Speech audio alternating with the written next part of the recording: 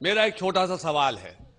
آپ نے اپنی تقریر میں شروع میں کہا کہ اسلام میں عورتوں اور مردوں کو برابر کے حقوقات حاصل ہیں، اور آپ نے نمبر بھی دیے کہ دونوں کو 100 میں سے 80 نمبر، کسی پیپر میں کسی کو کم کسی کو زیادہ۔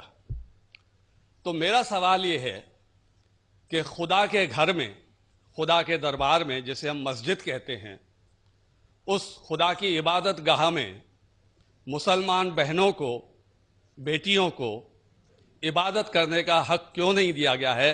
وہ مسجد میں جا کر نماز کیوں نہیں پڑھ سکتی؟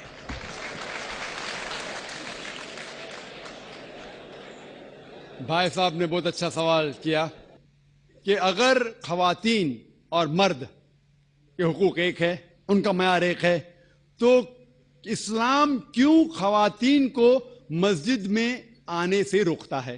بہت اچھا سوال ہے۔ آپ قرآن مجید پڑھیں گے، قرآن مجید میں کہیں بھی نہیں لکھا ہے کہ خواتین مسجد میں نہیں جا سکتے۔ ایک بھی صحیح حدیث نہیں ہے جس میں یہ ذکر ہے کہ خواتین مسجد میں نہیں جا سکتے، بلکہ کئی حدیث ہے۔ آپ اگر صحیح بخاری پڑھیں گے، جلد نمبر 1 جو آخری حدیث ہے، 832 کی حدیث، اس میں محمد صلی اللہ علیہ وسلم فرماتے ہیں کہ do not prevent the female servants of اللہ فرام انٹرنگ دا ماسک۔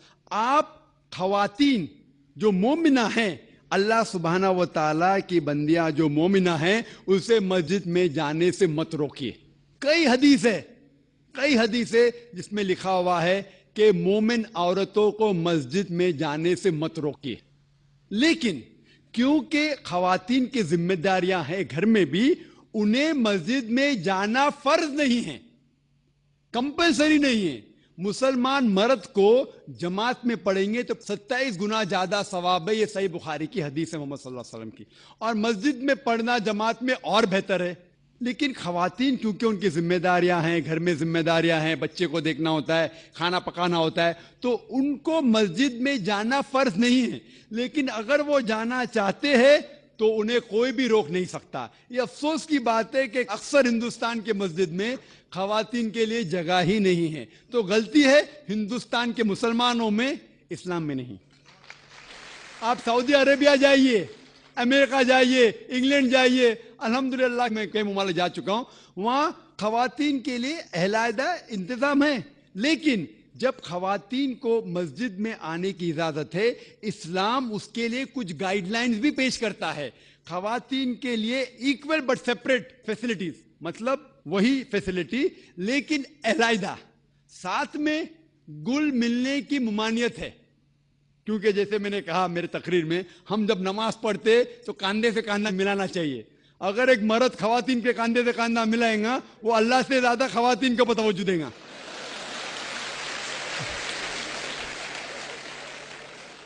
تو خواتین مسجد میں آ سکتے، لیکن ان کے لیے علیحدہ انتظام ہے، ایکول بٹ سیپریٹ فیسلٹیز، برابر اچھا انتظام لیکن علیحدہ، وضو کے لیے جگہ الگ، نماز پڑھنے کے لیے الگ۔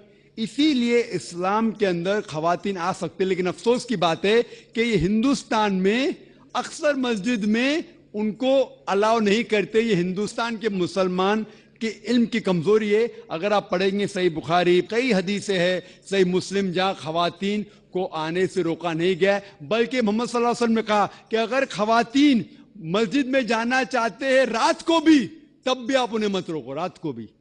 یہ صحیح بخاری کی حدیث ہے کہ اگر رات کو بھی وہ مسجد میں جانا چاہتے تو آپ اسے مت روکیے۔